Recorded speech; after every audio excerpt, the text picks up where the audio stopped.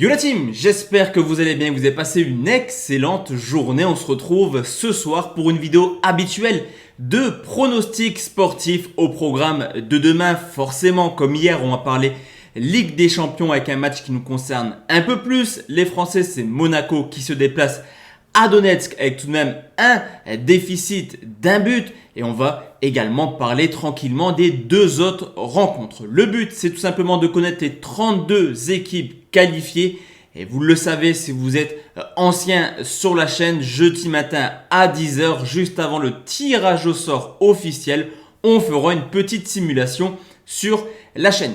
Juste avant ça, la team, le petit rituel, le petit pouce bleu, super important pour le référencement. Et avant de parler de ça également, mes réseaux sociaux, Telegram, mon compte perso, on a atteint les 2000. Merci à tous. Celui de la team parieur, où là par contre, c'est un énorme merci. Plus de 33 000 membres sur le canal Telegram, mais aussi Instagram où j'essaye de répondre à tout le monde, même si des fois, il y a beaucoup de messages, je pense à dimanche soir.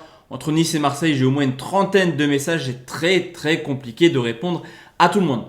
On va également faire le bilan, la team, de ce qu'il s'est passé hier. On était parti sur 3 pronostics, 2 pronos sécurisés et un pronostic conseil. Le conseil, il est passé extrêmement facilement. Comme d'habitude, entre West Ham et Leicester, on a du but. 5 buts marqués, on était parti sur un plus de 2,5 buts.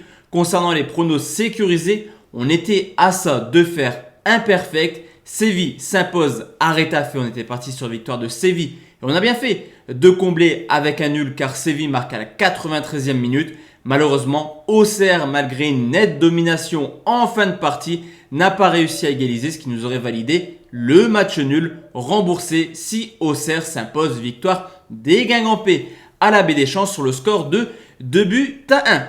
Ni une ni de la team, on part sur les 3 pronostics. On commence tout de suite au Danemark où Brøndby reçoit Salzbourg. Les Autrichiens se sont imposés dans la difficulté. Tout de même, il a fallu attendre la 90e minute pour s'imposer sur le score de 2 buts à 1.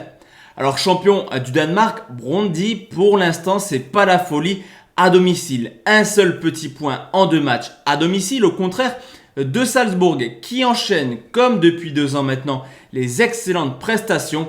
3 victoires de suite, on l'a vu également l'an passé en Ligue des Champions, capable d'aller s'imposer à Moscou et capable également d'embêter des cadors européens comme l'Atlético Madrid ou le Bayern Munich. Au niveau de l'état de forme, si rien ne va à domicile pour Brøndby, rien ne va à domicile tout court. Toujours à la recherche de leur première victoire en championnat. 0 victoire en 6 rencontres, on l'a vu lors du match aller où certes la victoire a mis du temps à se dessiner, mais Salzbourg a été ultra dominateur, 75% de possession de balle, 29 tirs à 2. Brøndby a encore de la chance d'être en vie dans cette double confrontation.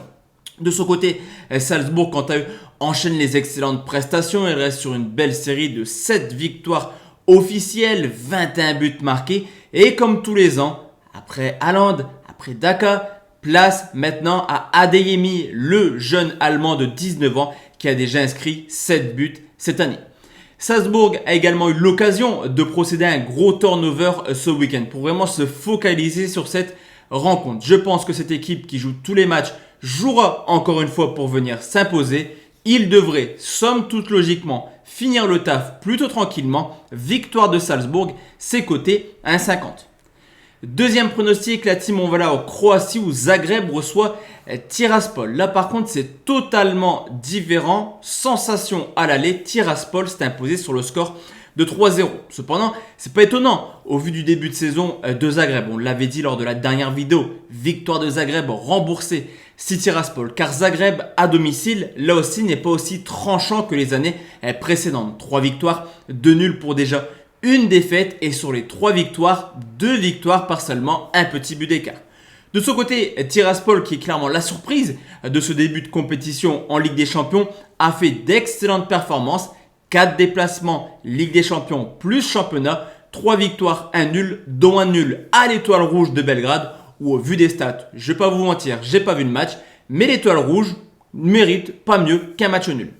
La forme de Zagreb, elle est extrêmement compliquée. Je vous l'ai dit, c'est une équipe qui se fait vraiment accrocher. On l'a vu contre le Legia à Varsovie lors du tour précédent. On l'a vu également contre Omonia, mais aussi en championnat où ce week-end, encore une fois, il a fallu attendre la 80e minute pour voir Zagreb s'imposer.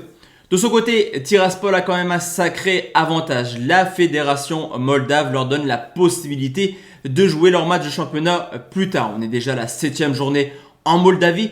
Tiraspol a joué que 3 matchs et même avec toutes leurs rencontres de Ligue des Champions, je suis toujours à la recherche d'une défaite des Moldaves. 9 rencontres, 8 victoires, 1 nul et je vous l'ai dit au tour précédent, tout de même élimination de l'Étoile Rouge de Belgrade. Alors forcément, on le sait, dans le football, il n'y a plus de petites équipes. Mais cette qualification pourrait être historique pour les Moldaves. Avec 3 buts d'avance, je pense vraiment qu'ils vont tout faire pour consolider cette avance et jouer un football extrêmement défensif. Je vous l'ai dit, Zagreb n'est pas non plus au top de sa forme cette année. Je vais partir sur un match nul remboursé si Zagreb s'impose tout de même. C'est coté 1,42. Et enfin la team, le dernier pronostic, on va aller tranquillement en Ukraine car c'est le match qui nous intéresse forcément. C'est Donetsk qui reçoit Monaco. Les Ukrainiens sont venus s'imposer 1-0 à Louis II, mais au vu du match, pour ceux qui l'ont regardé, on le sait, Monaco aurait dû marquer au moins 1 voire 2 buts. À domicile, là aussi, on le sait, le déplacement en Ukraine n'est jamais évident. Tout d'abord, et à la distance, il y a également une ambiance un petit peu particulière en Ukraine. Cette année, une seule défaite pour déjà 3 victoires. Et on l'a vu l'année dernière, le Real s'est cassé les dents, l'Inter s'est cassé les dents. Mais attention, car Donetsk peut également complètement craquer par moment. On l'a vu contre l'AS Rome, mais également Gladbach pour une défaite 6-0. À côté de ça, si Monaco participe à la Ligue des Champions, cette année, c'est clairement grâce à son parcours en fin 2021 où à l'extérieur, ils ont été irréprochables. 11 déplacements en Ligue 1, 9 victoires, 1 nul pour seulement une petite défaite. Et on l'a vu également en Ligue des Champions à Prague. Monaco sait se déplacer, Monaco sait s'imposer à l'extérieur. Cependant, au niveau de l'état de forme, clairement, Donetsk est extrêmement bien actuellement. 7 victoires en 8 matchs officiels. Mais attention, là aussi, je mets toujours une petite alerte car que ce soit contre Genk ou contre Monaco, c'est pas forcément une équipe qui maîtrise la totalité de ses rencontres. Monaco, quant à eux, qui avaient très bien commencé la saison contre Aubrac, je les avais sentis très bien en jambes et je m'étais dit, ça y est, Monaco enchaîne avec la saison dernière. On sent clairement quelque chose de très négatif dans le club. Il reste d'ailleurs sur 3 défaites de suite avec 0 but marqué. Et le problème défensif de Monaco continue à se sentir. Surtout que quasiment tous les buts contre les Monégasques sont clairement des erreurs défensives. Monaco sait-il se concentrer 90 minutes? On va essayer de trouver également une réponse. Alors forcément, dans cette rencontre, il y aura à coup sûr une phase d'observation. Je vous l'ai dit, un but d'avance, ça n'engage à rien la qualification de Donetsk. Cependant, tôt ou tard, Monaco devra se découvrir. Et au vu des difficultés défensives, je pense tout de même que Donetsk est favori. Cependant, je vous l'ai dit, Monaco sait se déplacer.